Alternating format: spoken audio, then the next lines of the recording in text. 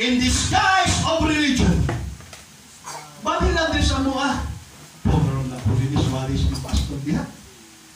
Amo diri, love of God ni. You will just say, I believe in Jesus. Hindi ka mo palo sa Biblia, hindi ka mo tuman, hallelujah, you are saved. Halas na maling doktrina mag-isuan.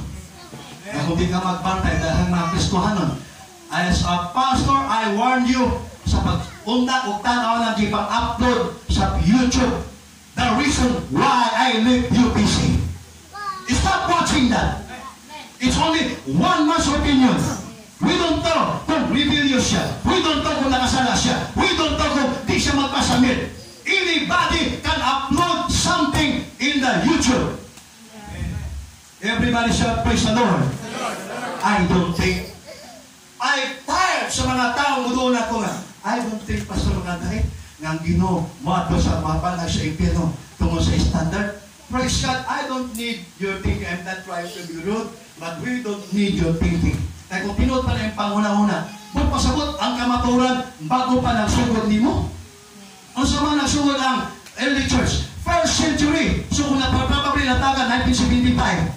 From 1st century to 1975, natipigan ang kamaturan. Pagkataon sa kalibutan, di pa nagsugod ay mong kamaturan. I don't think nag-iimpyerno sa Ginoo ang di mo sunod. Di pa nagsugod sa imo ha. Logical reasoning. Kung tinuod ang gugma man Ginoo, kung tinuod pa lang imong thinking, tama. Wala'y pagtagad ang Ginoo sa kalag from 1st century to 1975. Gitugutan to sa Ginoo mo ato sa impyerno. Ato gihulat ka ng mga tao o mga discovery kang kamaturan nga imong idugang imong idea sa Bible. You don't think. Hallelujah. We must follow. Everybody say praise the Lord. Hallelujah to Jesus. Atong palakpakan tong Kuya Diyos. Praise God. Hallelujah. Alaman. Hallelujah. Doon yung mga halas mga philosophy, mga panghuna-huna, na kung di ka magbantay, madisip ka. Hallelujah. Praise the Lord. Hallelujah to Jesus. Shall we clap our hands to Jesus? Hallelujah. Jesus said to you, get out of that United Pentecostal Church. There are many restrictions in that church. There are so many do's and don'ts in the UPC. Come to our denomination. There is love here. We don't preach holiness here. We only preach believing in Jesus here. That's all it takes. Just believe in Jesus. Hallelujah to Jesus. Let me tell you something, my son. You cannot love somebody without discipline. I repeat, just in case nga natin sa po, wakag gets. You cannot love somebody without discipline. Huwag magpasabot ito, may iman ang uyab. Para sa iman na siya, i-manipulate na tanang gusto yung matuman na nakay discipline. You cannot say that, I love God, bro. Why disiplina imong kinabuhi? Why disiplina imong lifestyle? Moto ka sa mga binomos doctrines sa outside world. At the end, what does it take is just believe in Jesus. Hallelujah, praise God. No! Praise God, hallelujah. Serving God involves discipline. Going to heaven involves discipline. Going to heaven involves following. Going to the city involves separation. Going to the kingdom of God involves restriction. Going to the heaven involves obedience. Hallelujah. Hallelujah. Come on, raise your hands. Hallelujah. Hallelujah. Itong Bible ng Ginoo mga ison. Oh, hallelujah, hallelujah to Jesus. Hallelujah to Jesus. Hallelujah to Jesus. Hallelujah to Jesus. Hallelujah, hallelujah. Keep on worshiping. Keep on worshiping. I feel Jesus. Hallelujah. Hallelujah, hallelujah, hallelujah, hallelujah, hallelujah. Praise God. Hallelujah to Jesus. Ay, Kang Pablo, specific sa siya nag-iwakli ang snake. Giwakli niya sa kalayo. Let us identify what are those spiritual snakes ng kinabuhi. Right? Everybody say amen? At kung iwan ako din nga snakes, o sa kamitin na, let us identify kung sa mga bitin na nga tulad pagpaat na na di nagatatay sa itong prayer life, nagatatay sa itong kadasig sa Ginoo. States of depression. Depressed ka. Every time na madal ka, you want to kill yourself. Let me tell you, praise God, it's not from the Holy Ghost. It's from Satan. It's the state that's binding your hand. And God has given you authority. Bago pa sa Acts 1:8, ye shall receive power after that the Holy Ghost is come upon you. Kung sa tingin ni Jesus Christ, I give you power and authority to tread upon scorpions and snakes. So kung atakil kang discouragement, atakil kang depression, I appreciate it, matawag ka ng but it's not all the time you can call your pastor or somebody to pray for you. It's time for you na imong i-realize unsa na yung gahuma nagpulo sulod sa imong lawas. You need to discover the power inside of you.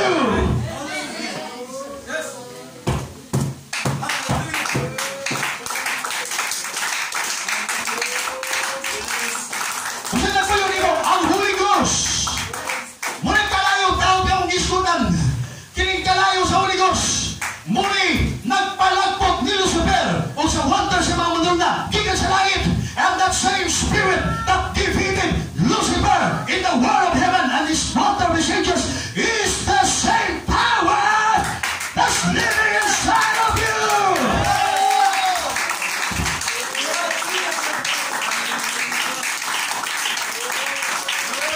Holding up your home, he cannot touch the oil, he cannot touch the anointing, he cannot touch the power, because the power inside of you is greater than himself.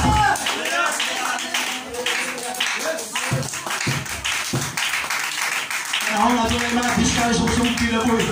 Hallelujah. We saw the speaking God. Na i-verbalize, parang inong ilang yung patlunga siya. By the authority of the Word of God, I command you evil thoughts na mulayas ka sa rumpang ulang. That's using your authority. Sila napakan siya po sa Pablo, huwag siya mulingkod o may ballpen o papel o misulat siya, you busy headquarters, and just saying, alam magpadalaw, presbyter, alam mo tanggal sa bitin niya nagpa-action ka mo. Huwag siya magpatawag o two pastor silingan, come over, tabangi ko, tanggalan ng halas, nagpa-action ka mo. Huwag mabasa ata. O sa gibot ni Pablo, he realized his authority, he realized the power inside of him. O yung gibot, yung gisalibay, ang halas kalayo ka naman. Hallelujah, pick up banda, ang pagsulay, mga demonyo, nagapagin mo, kung ikaw, nag-give-up, nagtalayo, so revival, nag-give-up, nagtalayo sa Holy Ghost.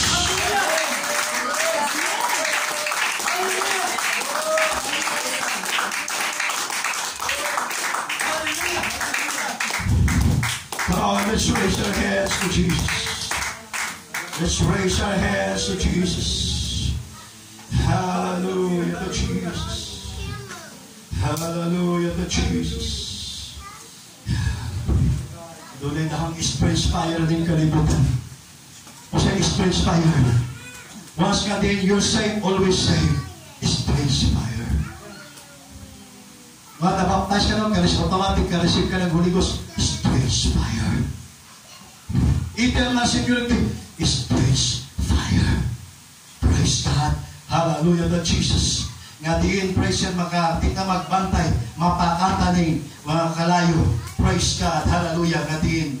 Nga diin, praise God, hallelujah, nga diin, nagpaak sa mga anak sa Ginoo mga iso. Praise the Lord. Hallelujah to Jesus. Praise God.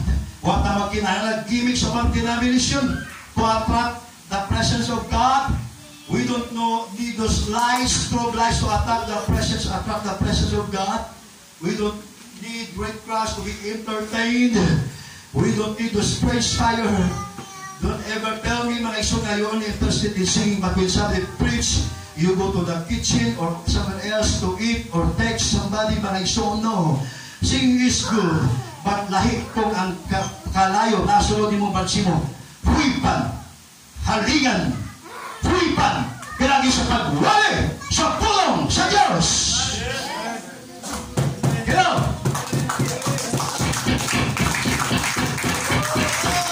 Come on.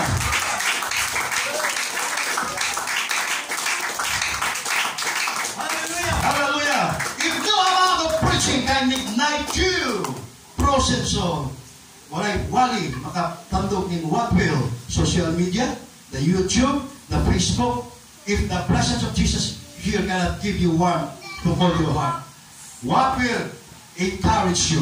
Kwarta, unbelieving friends, mga ison, kinahanglan ta, praise God sa tinod nga kalayo sa Ginoo, mga ison. Praise God, si Saulo, na-depress siya. He had prophet Nathan in his court. Si propeta Nathan na siyang court. But he was discouraged si King Saul, first king of Israel. Wala tawaga ang preacher. Wala tawaga si Nathan. Wala siya mangitag advice sa man of God. He called for the musicians. We're living in a society nga diin we are only good in music. Pero pagkabot sa wali, pag di kita interesado, we can listen to Hillsong and encourage you, sa mga singer all the time, pagpapot sa preaching, pag gilaita mga ison, praise God, it's the emotion will fade. Kung sa expo sa kami, mag-ambak-ambak, sa kayo mo sa imong pick up, muli ka sa pagpilaran, ang feelings will fade. Kung sa hindi mo fade, ang rima, tulong, mana, sa tulong sa Diyos, ngayon mong natunggan, nga giwali sa kami, ngayon, hallelujah, di na mo natugan, ang dam di-perform. Wala na yung drum set matugan nga, ditugto. Wala na yung electric guitar, nakuli ka na siyong panimalay. But the rima of the Word of God, the encouragement of the Word of God, the light of the Spirit of the Word of God, after the finish live, the encouragement of the Word of God will compel you.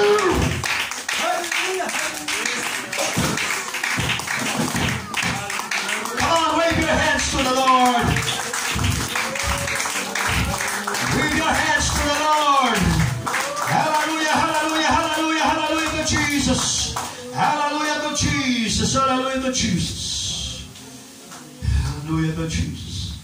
Ang coral snake, lahi sa bangbitin. Ang coral snake, one of the most venomous snakes in the world. Ka-level niya ang water moccasin sa US. Ka-level niya ang cottonmouth o water moccasin. Ka-level niya ang rattlesnake. Alay sa coral snake, wala siyang pangkil. You can identify sa pinakan sa bitin kung ano na yung fangs, what is papangkil nga. Ang pinakan, naigagmay pero naikupat doon ka boka, nagkumuha yung ilahan nga naitango ang bitin. So, ang nakapati mo, la. Pero lahi ang coral snake, wala siyang pangkil. Na traitor siya. Kaya kung makita sa pinakan niya, mo judge, mo decide, it's okay, ang nakapaat ni mo, venomous snake. See, walay agi sa bangkil, pero gagmay ngipon. Deception. Muna, presyo talang pro, venomous snake mo na nga, kumpiyansa, ang nakakita, di tanong sa hospital, mamatay siya. Ay, kumpiyansa sa judgment, matisip ang God, nga walay bangkil. Pero sa study, ang coral snake day, sa imong pasok sa heart of Jesus imong lawas, mangita siya pinakahumok ng parte sa imong lawas. Di siya mundog ang alahan ko niya, di niya makita ang pinakahumok surface, tissue sa imong lawas. At dito siya, mupaak, sa mupasad ko, hili siya inject sa imong puno. Sa mapakan ka o coral snake, di ka mamatay instantly. Hallelujah. Nagtitindi na nimo kung kabantay ka. Hallelujah. Kung imong iwaki dayon ang bitin na nagpaak sa imong tuhod. Hallelujah. Ang butang sa kalibutan na nagtuka na di makapimperno nimo. Nagtuka nga okay lang. Okay lang magtuta. Okay lang mag-email. Okay lang mag-video games. Okay lang mag-pornography. Mag-repel na that's the type of the coral snake. Is that okay?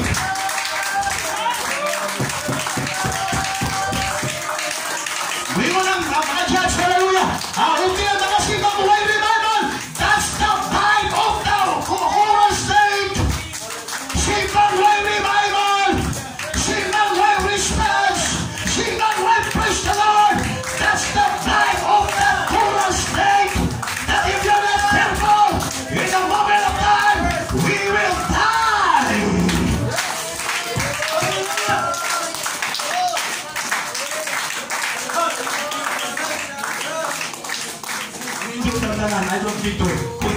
message.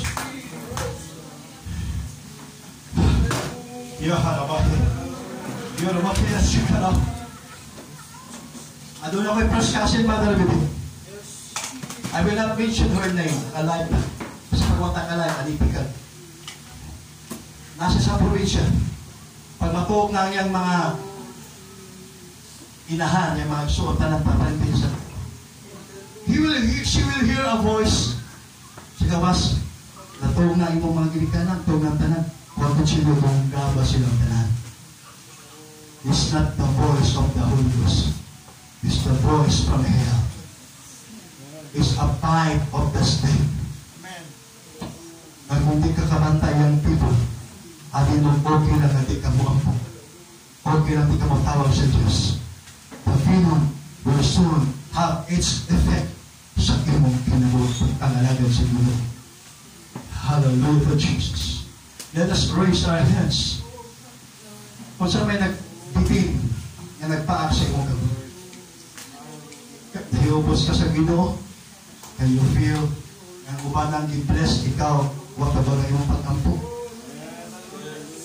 Binumos snake na. Kung hindi naman iwak rin. Magpabili lang kita sa imong gabi. 2 months from now, mawad ang kagkanang monto. 3 months from now, mawad ang kagkana sa Ginoo. Pila ka pulang kayo imong mahayo ng Diyos. Because personal to ka. Nabigyan kitalabi sa Ginoo ba, ikaw ipasagdan sa Diyos. It's not from the Holy Ghost. It's from Satan na nagapit at amputin sa inyong kapito. That's why we need a revival church. That's why kailangan mag-altar call. That's why we need anointed singings. We need anointed services. We need anointed preachers. Nga naman, by doing that, sa itong pag-igod rin, magkatapokon na po ang atong mga sugnod o magtukod na bagong daon sa Holy Ghost. Halin pa sa pinto ng ilabay ang mga sirkiti na nagtaas sa itong magamot. Super of depression, I cast you out into the fire of the Holy Ghost.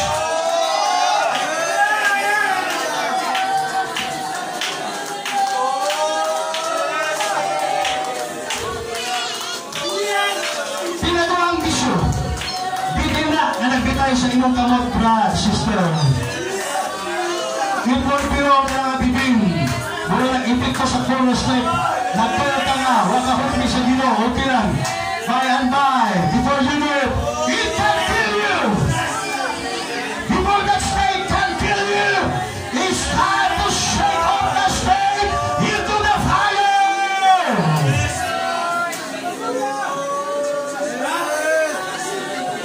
Unforgiving spirit, di ka napasayo. Snake na nagpaak sa imong ka.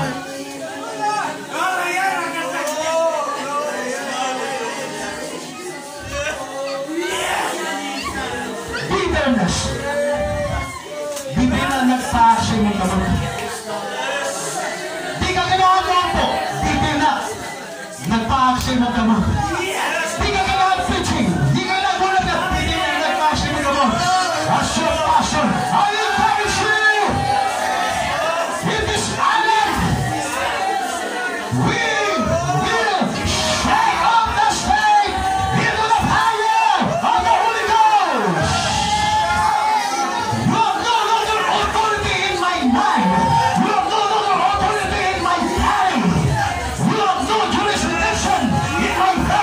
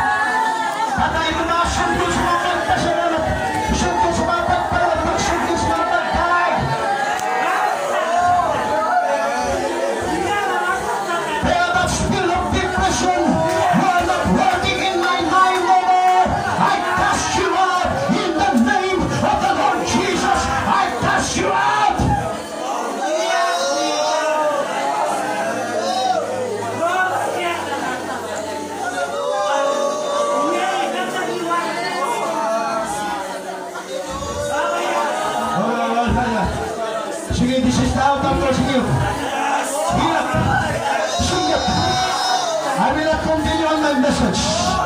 This is the altar field. You can open up your mouth. You can raise your voice. You can raise your hands. You can raise your shout. You can raise your praise. You can raise your worship to the King.